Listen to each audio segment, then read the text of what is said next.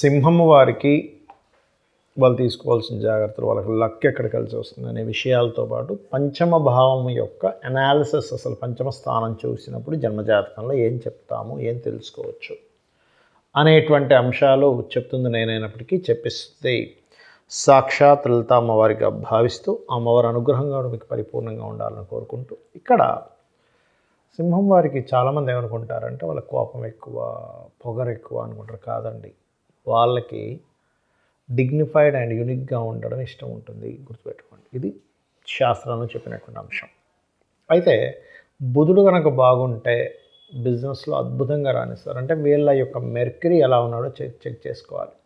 బాగోపోతే ఇబ్బంది ఏం లేదు, సర్వీసెస్ ఓరియంటెడ్ బిజినెస్లో కూడా వెళ్ళొచ్చు కొన్ని కాంబినేషన్స్లో. అయితే వీళ్ళకి ఏంటంటే కెరియర్ అంటే జాబ్ చేసేటువంటి విషయం దగ్గరికి వచ్చేసరికి మాత్రం వీళ్ళకి అంత సెట్ కాదు. భూమికి కారకుడు రాజ్యోగ కారకుడు అవుతాడు కాబట్టి కేంద్ర కోణాధిపతి సింహం వారికి ఇక్కడ ఏంటంటే ఇది పర్టికులర్గా భూమి మూలంగా ఎక్కువ రాజయోగం కలుగుతుంది సింహలగ్నం వారికి పర్టికులర్గా. సో వీళ్ళ మార్స్ ఎలా ఉన్నాడు, ఫోర్త్ హౌస్లో ఉండే ప్లానెట్స్ని బట్టి వీళ్ళ రాజయోగం అంటే మీ యొక్క రాజయోగం నిర్ధారించబడుతుంది. వివాహం తర్వాత జీవిత భాగస్వామి, అది స్త్రీ కావచ్చు పురుషుడు కావచ్చు, వాళ్ళు దూర ప్రాంతాలకు వెళ్ళడానికి ఎక్కువ ఛాన్సెస్ ఉంటాయి. వాళ్ళు ఎంత అబ్రాడ్ అని వేరే వాటికి వెళ్తుంటే వీళ్ళ ఇద్దరు లైఫ్ కూడా అంత అద్భుతంగా ఉంటుంది. సంతానం ఖచ్చితంగా ఇద్దరు సంతానం ఉంటారు, మంచి విద్యావంతులై ఉంటారు, అందులో ఎటువంటి సందేహం లేదు. కాకపోతే ఇక్కడ ఏంటంటే ఎక్కడా కూడా వీళ్ళ లాయల్గా ఉండేటువంటి దాన్ని తగ్గించుకోకుండా ఉన్నంతసేపు వీళ్ళని కొట్టేవాళ్ళు ఉండరు. గుర్తుపెట్టుకోండి మిమ్మల్ని. అట్లాగే ఇక్కడ మీరు ఎక్కువగా ఫినాన్షియల్ గ్రోత్ రావాలంటే దత్తాత్రేయుడిని మరియు విష్ణు ఆరాధన చేయడం మంచిది. ఇక కెరియర్లో ఇబ్బంది ఉంది అని అనుకునేటువంటి వారు ఓం మాణిక్య మకుటాకార జానుద్వయ విరాజితాయి నమః చేసుకుంటే అద్భుతంగా ఉంటుంది. ఇక మీరు సూర్య నమస్కారాలు చేసుకుంటే చాలా మంచిది. ఇక మనం పంచమ స్థానం యొక్క అనాలిసిస్ గురించి తెలుసుకుందాం. అసలు పంచమ స్థానంలో ఏముంటుంది? సంతానము, తెలివితేటలు, ప్రేమ, ఫ్రెండ్స్, ఇమ్యూనిటీ పవర్, ఓకే, ఇలాగా అనేకమైన అంశాలు, రాజకీయం కూడా ఉంటుంది అందులో. న్యాచురల్గా పంచమ స్థానం బాగుంటే వాళ్ళకున్నంత తెలివితేటలు ఈ ప్రపంచంలో ఎవరికీ ఉండవు. అంత తెలివితేటలు ఇస్తుంది పంచమం. అంటే మనకి ఒక అంచనా వేయడం అనేటువంటిది పంచమ స్థానాల్లో ఉంటుంది. ఓకే, లైఫ్లో ఒక మనిషి అద్భుతంగా ఎదుగుతాడు అంటే అతని తెలివితేటలే. ధనం వల్ల కొంత సుఖపడతాడేమో, కానీ ధనం పోయిన తర్వాత పరిస్థితి ఏమిటి?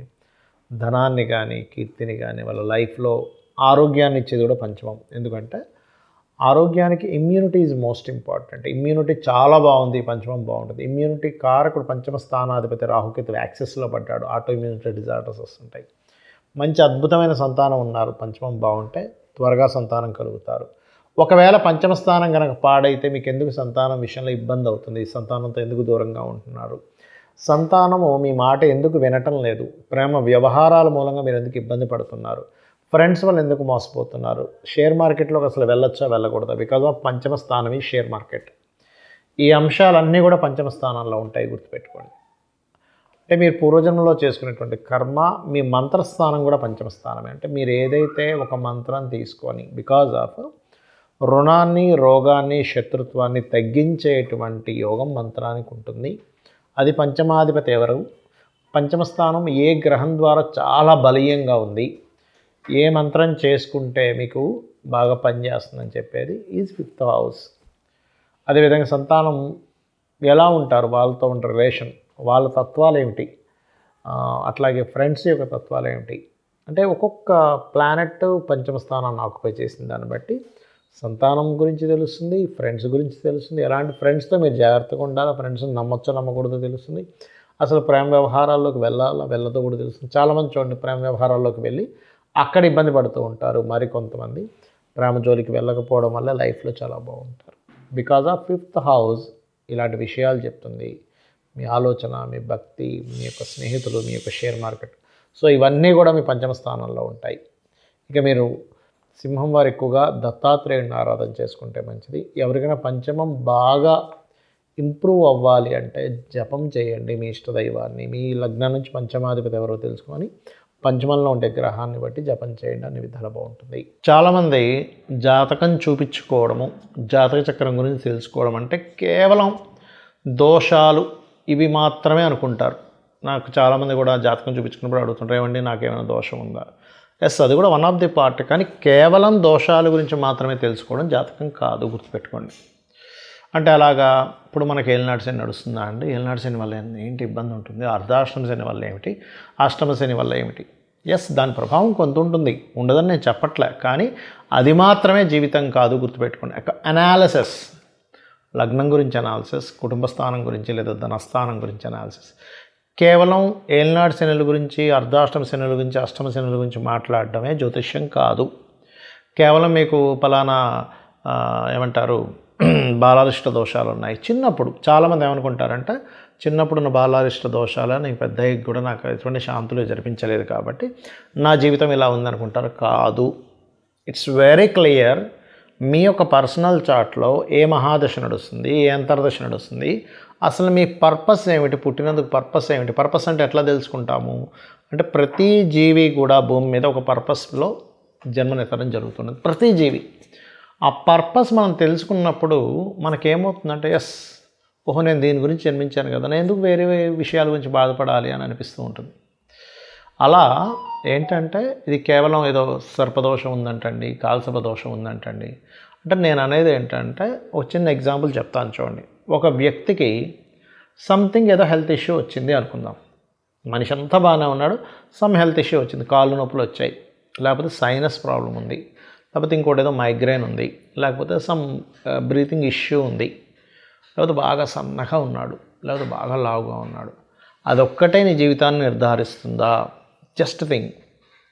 అదొకటే కాదుగా మిగతా చాలా అంశాలు ఉన్నాయి నీ జాతకం, నీ యొక్క లైఫ్లో. అదొక ప్రాబ్లం మాత్రమే, దాన్ని నువ్వు ఎట్లా క్లియర్ చేసుకోవాలి అంతే. ఏలినాటి శని మాత్రమే నీ జీవితాన్ని నిర్ధారించదు. అలా అయితే ప్రపంచంలో ఎవ్వరూ కూడా సక్సెస్ అవ్వకూడదు. ఎందుకంటే అందరికీ ఏలినాటి శని వస్తుంది, అందరికీ అర్ధాష్టమ శని వస్తుంది, అందరికీ అష్టమ శని వస్తుంది, ప్రతి ఒక్కరికి వస్తుంది. వాళ్ళ లైఫ్స్లో ఆల్మోస్ట్ మూడు సార్లు వస్తుంది ప్రతిదీ కూడా. అంటే ఆల్మోస్ట్ వాళ్ళ లైఫ్లో 10 times, 9 to 10 times, ఇంకొంతమందికి 12 times కూడా రావచ్చు, ఇంకా ఎక్కువ కాలం బ్రతికిన వారికి వస్తుంది. అంటే ఖచ్చితంగా ప్రతి ఒక్కరూ ఇంకా ఎందుకు పనికి రాకుండా పోవాలి. మరి అందరికీ అలా జరగట్లేదు అంటే దాని అర్థం ఏమిటి? ఆ సమయాల్లో కొంచెం స్లో మూమెంట్ ఉంటుంది లైఫ్, అంతేకాని కంప్లీట్గా మీ లైఫ్ మొత్తం ఎందుకు పనికి రాకుండా పోతుంది అనేది నెగటివ్ థాట్ని ఫస్ట్ తీసేయండి. ఎందుకంటే జ్యోతిష్యం అనేటువంటిది నీకు దారిని చూపించేది, వెలుగుని చూపించేదో, భయపెట్టేదో, నీకు అధైర్యాన్ని ఇచ్చేదో, లేకపోతే నువ్వెందుకు పనికిరావని చెప్పేదో, నీకేది సాధ్యం కాదు, నువ్వు ఇంట్లో కూర్చోమని చెప్పేది జ్యోతిషాస్త్రం కాదు. కాకపోతే సరే ఒక పలానా ఇన్వెస్ట్మెంట్ చేస్తున్నాం, this is right time or not, అంటే ఈ నెలలో చేయొచ్చా, గ్రహాలు ఏమైనా ఇన్వెస్ట్మెంట్ స్థానాన్ని ఏమైనా మనకి అక్కడ ప్రభావితం చేస్తున్నాయా, సో నేను ఎందులో ఇన్వెస్ట్మెంట్ చేస్తే తగ్గలను. ఎందుకంటే investment is most important thing in life. నువ్వు మొత్తం సంపాదించి ఒక 5 ఏళ్ళలో 10 ఏళ్ళు సంపాదించిన డబ్బులంతా తీసుకెళ్ళి ఇంకో దగ్గర నువ్వు పెడుతున్నావు, సో దానికి ఏమిటి? అలాగే ఒక జీవిత భాగస్వామిని తెచ్చుకుంటున్నావు, what is the right time? నువ్వు ఒక ఇల్లు కట్టుకుంటున్నావు, what is the right time? నువ్వు ఒక వాహనం కొనుక్కుంటున్నావు, what is the right time? అలాగే నువ్వు పలానా ఒక విద్యను నేర్చుకుంటున్నావు, what is the right time? Right అంటే నీకు ఇది వేస్టేజ్ అయిపోతుందా? కొంతమంది చూడండి బాధపడుతూ ఉంటారు, అయ్యో మా అబ్బాయికి ఇంత చదివించామండి, తీరా చూస్తే ఇప్పుడేమో అందులో ఇతరులోనే జాబ్ చేస్తున్నాడు, అసలు దానికి సంబంధమే లేదండి అని తల్లిదండ్రులు కన్నీరు కారుస్తూ ఉంటారు, బాధపడుతూ ఉంటారు. సో ఇటువంటి నీ లైఫ్కి ఎదగడానికి ఏవేవైతే ఉన్నాయో అవన్నిటిని అనాలిసిస్ చేసి చెప్పేది జ్యోతిషాస్త్రం. ఏలినాటి శని ఉంది, నాకేమీ పనికిరాదు, అమ్మో నాకు సర్పదోషం ఉందన్నారు, నాకు ఏది కలిసి రావట్లేదు, అమ్మో నాకు పలానా అయితే అన్నారు. కాదు, నువ్వు ఒక ప్రాపర్టీ, మీ యాన్సిస్టర్స్ ప్రాపర్టీ క్యారీ చేసేటప్పుడు దాన్ని యాజ్ ఇట్ ఈస్గా నువ్వు అనుభవిస్తే బాగుంటుందా, లేకపోతే దాన్ని అమ్మేసి ఇంకోటి కొనుక్కుంటే బాగుంటుందా? ఇట్లా అనేకమైనటువంటి విషయాల్ని నీ యొక్క కర్మని తగ్గించుకోవడానికి నువ్వు ఏ దేవత ఉపాసన చేయాలి, నీ యొక్క తత్వంలో ఎలా మార్చుకోవాలి, నువ్వు ఎలా ఉంటే నీ లైఫ్ చాలా బాగుంటుంది అని ఒక డీటెయిల్డ్ అనాలిసిస్ ఇచ్చేది, ప్రతి భావం గురించి ఒక డీటెయిల్డ్గా చెప్పేటువంటి అంశం ఏదైతే ఉందో దట్ ఈజ్ యాస్ట్రాలజీ, గుర్తుపెట్టుకోండి. అంతేగాని ఏదో నాకెందుకు పనికిరాదు, నా జీవితం ఇంతే అని మాట్లాడుకోవడానికి అస్సలు ఆస్ట్రాలజీ కాదు. ఇందులో 2 రకాలు ఉంటాయి. ముండైన ఆస్ట్రాలజీ అంటే ఏంటి, ఈ 2026లో ఎట్లా ఉన్నాయి గ్రహాలు, ఇందులో గోచార గ్రహాలు ఏమిటి అంటే, గోచార గ్రహాలు మనకు చెప్పుకుంటూ ఉంటాం. మేషరాశి వారికి ఈ నెల ఇలా ఉంటుంది, ఈ పక్షంలో ఇలా ఉంటుంది, ఈ వారంలో ఇలా ఉంటుంది. అవన్నీ బయట ఉండేటువంటి గ్రహాల యొక్క ప్రభావం ప్రపంచం మీద, మనుషుల మీద, సర్వ జీవరాశుల మీద ఎలా పడుతుందని చెప్పేది మాత్రమే అది. అంతేగాని అదే పూర్తి జీవితం కాదు. ఇది బాగా అర్థం చేసుకోండి. చిన్న చిన్న దోషాలు ఉన్నాయి, దోషమే మీ జీవితం కాదు. ఆ దోషాలని చిన్న మంత్రంతో, ఇది కలియుగం కాబట్టి ఈ కలియుగం పరంగా మీరు చిన్న చిన్న దానాలు, చిన్న చిన్న మంత్రాలు చేసుకుంటూ, చిన్న నామస్మరణ చేత, కేవలం నామస్మరణ చేత మీ జీవితాన్ని అద్భుతంగా మార్చుకోవచ్చు, గుర్తుపెట్టుకోండి. కాబట్టి మనందరం కూడా ఆ అమ్మవారిని ప్రార్థిద్దాం.